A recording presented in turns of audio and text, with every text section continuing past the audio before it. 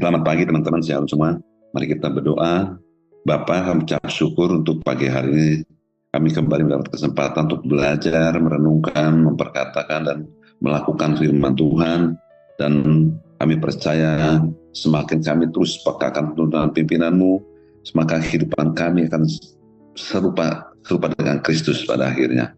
Terima kasih, kami siap untuk merenungkan firman-Mu 15 menit ke depan dalam nama Yesus. Bapak Ibu yang kasih Tuhan, sekali lagi ucap syukur ya bahwa kita dapat kesempatan untuk belajar topik tetap masih dalam tema tentang integritas firman Tuhan. Tadi pagi kita sebelum sudah belajar bagaimana kehidupan seseorang tanpa firman, orang mengalami kegagalan tanpa firman, orang hidup berpikir menurut pikirannya sendiri, dan akhirnya kegagalan demi kegagalan dan segala kehidupan yang penuh carut marut yang kacau balau ya. Nah, firman Tuhan digambarkan sebagai benih ya, benih kemarin kita sudah dengar selama 1-2 pekan bahwa firman Tuhan itu sebagai benih yang harus ditanam, ditabur. Karena waktu seseorang ingin menanam, misalnya digambarkan sebagai untuk kita mengharapkan sebuah pohon anggur, kita nggak bisa menanam benih yang lain. Apa yang kita taruh akan menghasilkan seperti yang kita taruh dalam hati pikiran kita. Nah, jangan kita mengharapkan anggur tapi menanam benih jeruk, maka kita akan frustasi dan kita akan muncul buah tidak seperti yang dihasilkan. Apapun yang kita lakukan supaya berhasil, kita harus menanam benih yang seperti yang kita inginkan. Nah, bagaimana kita caranya untuk menanam benih anggur yang baik? Ya mau tidak mau kita harus cari tahu benih yang anggurnya seperti apa yang kita mau tanam. Jangan asal benih anggur, tapi benih yang baik yang nanti pada akhirnya akan menghasilkan buah anggur yang manis. Benih yang sesuai kita tanam akan keluar termanifestasi. Demikian dalam kehidupan kita juga, orang banyak bergumul sana sini untuk mengalami perubahan, ternyata mereka untuk berusaha merubahnya selalu kebanyakan orang untuk merubahnya berusaha dari hal-hal yang dari luar, dan hal itu sekali lagi akan menyebabkan atau menimbulkan rasa frustasi. Kita harus mengerti yang namanya satu prinsip hukum, karena untuk mengalami perubahan kita sudah belajar beberapa bulan yang lalu bahwa perubahan yang dari luar hanya merubah habitnya, tapi kita mau perubahan yang muncul dari dalam, yaitu yang dari dalam, inside out, dari dalam muncul keluar dan dimulai dari benih. Prinsip itu tidak hanya untuk mengalami perubahan transformasi hidup kita saja, tapi kita mau lebih dari itu, yaitu mengalami hidup berkemenangan dan hidup untuk menikmati apa yang Tuhan sudah janjikan. Oleh karena itu Tuhan Yesus memberikan suatu gambaran yang sering dilakukan yang terjadi di dunia pertanian. Ya, kita mendengar sekali lagi betapa luar biasanya, betapa dahsyatnya prinsip benih ini. Lukas 8 ayat 11, benih itu adalah firman Tuhan. Jadi kita harus kembali melihat bagaimana cara kerja kerajaan Allah dari firman Tuhan. Dan kita bisa melihat bagaimana kualitas dari benih yaitu firman Tuhan itu yang begitu dahsyat dan luar biasa. Kita sudah dengar juga dari 1 Petrus 1 ayat 23, menurut King James Version dikatakan bahwa karena kamu telah dilahirkan kembali bukan dari benih yang dapat rusak, tetapi dari benih yang tidak dapat rusak oleh firman Allah yang hidup dan yang kekal. Jadi kita bisa mendapatkan kualitas dari benih yang paling hebat di dunia ini, namanya firman Tuhan. Itu dikatakan tidak dapat rusak. Itu yang membawa kita hidup dan kekal.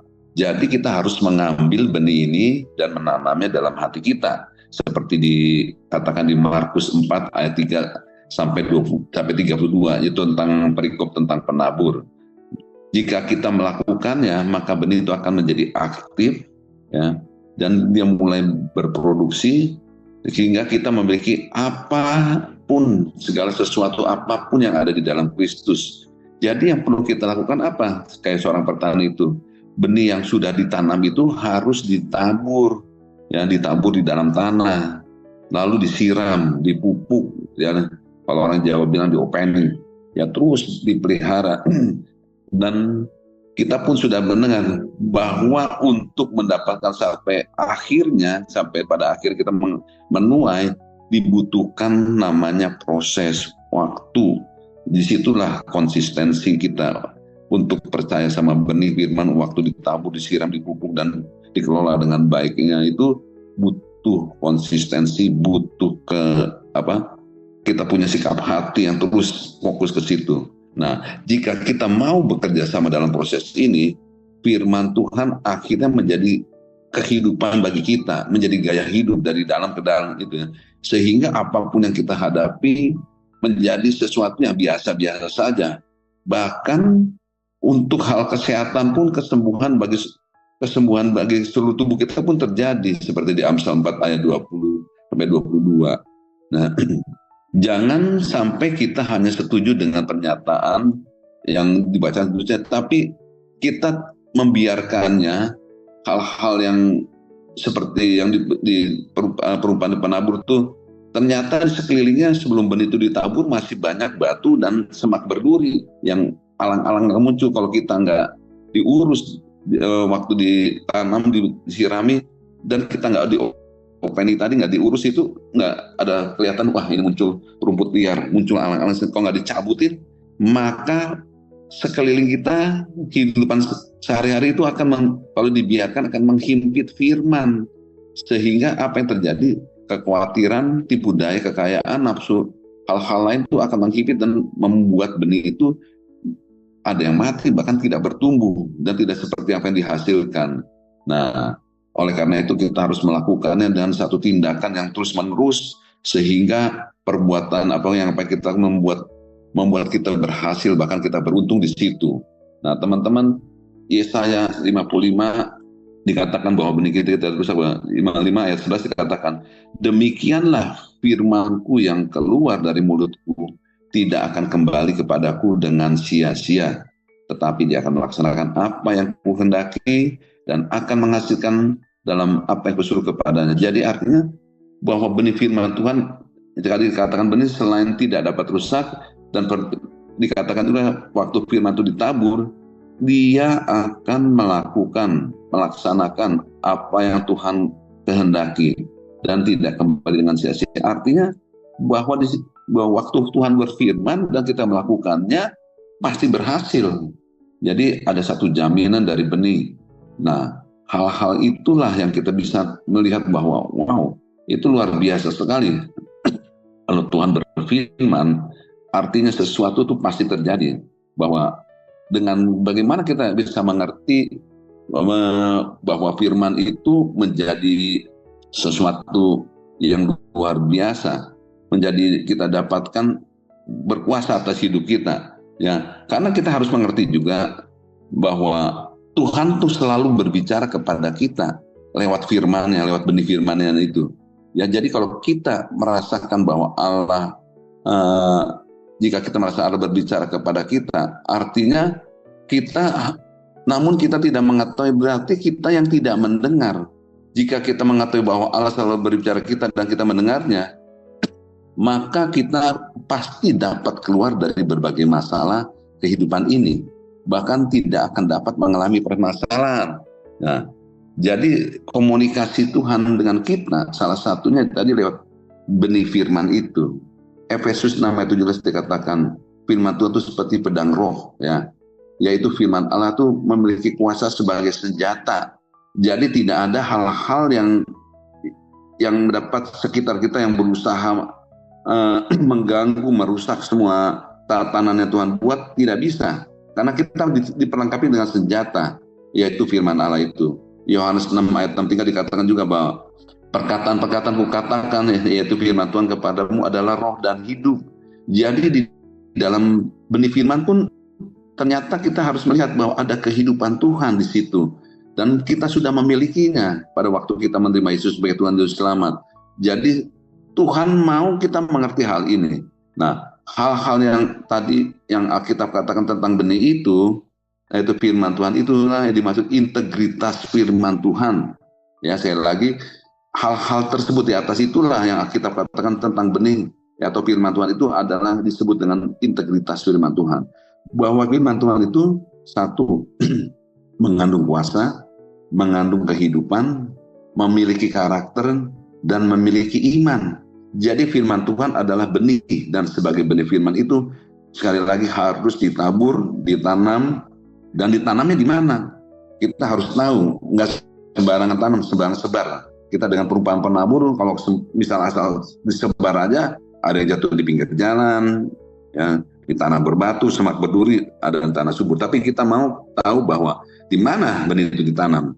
Kita lihat di Lukas 8 ayat 15 dikatakan, yang jatuh di tanah yang baik ialah orang yang setelah mendengar firman itu, menyimpannya dalam hati yang baik, dan mengeluarkan buah-buah dalam ketekunannya. Nah, sekali lagi ketekunan itu konsistensinya ya. Kita mau terus.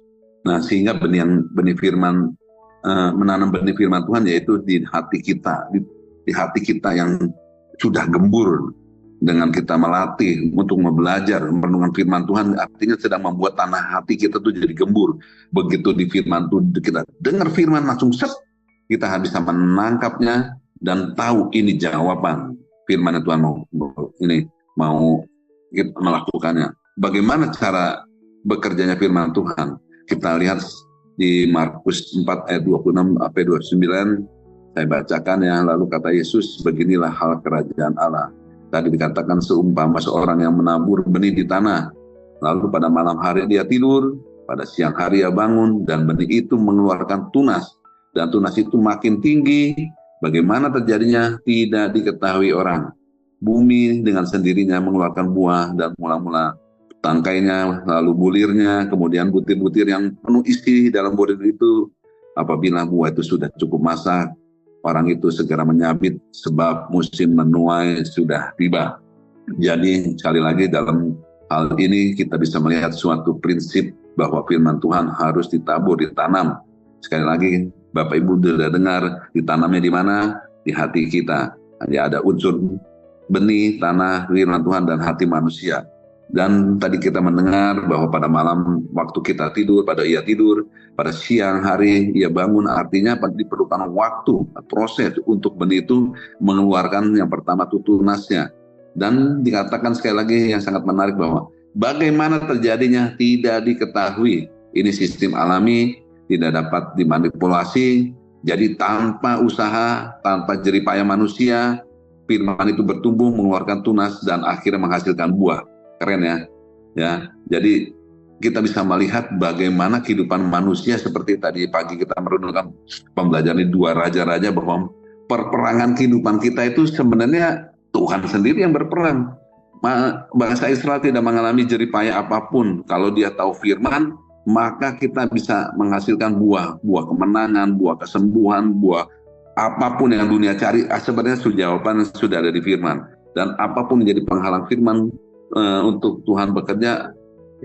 Jadi apa yang menjadi penghalang firman Tuhan bekerja sehingga tidak berbuah? Waktu orang itu tidak menghidupi firman Tuhan dengan sungguh-sungguh, tidak mengerti benih firman itu seperti apa. Jika benih firman, kita mengerti jika firman Tuhan adalah benih yang sudah ditabur, jadi ada jaminan tidak kembali dengan sia-sia dan akan menghasilkan buah. Artinya tidak mungkin masalah terjadi, karena masalahnya bukan ada di benih, bukan ada di firman. Karena unsur yang utama itu sudah selesai, sudah Tuhan siapkan yang terbaik dan sudah beres. Jika tidak bertumbuh sekali lagi, atau tidak bertumbuh, tidak bertunas, tidak berbuah, apa yang harus kita pelajari, pasti ada sesuatu yang tidak beres, dan yang tidak beres itu letaknya kita harus mengerti, yang pasti bukan pada benih, bukan pada firman Tuhan. Dan yang harus dicek adalah sikap hati orang itu, atau yang tadi dikatakan tanah hati orang tersebut. Apakah masih ada semak berduri, apakah masih ada batu-batu yang belum disingkirkan. Nah, jadi tanah hati kita memiliki peran yang penting. Untuk itu kita bisa dapat bekerja sama sehingga benih firman Tuhan itu dapat menghasilkan pada buahnya. Ayat yang terakhir di Matius 13:19, kepada setiap orang yang mendengar firman tentang kerajaan surga tetapi tidak mengerti, datanglah si jahat merampas yang ditabur dalam hati orang itu, sehingga benih yang ditabur di pinggir jalan, ya demikianlah benih yang ditabur di jalan.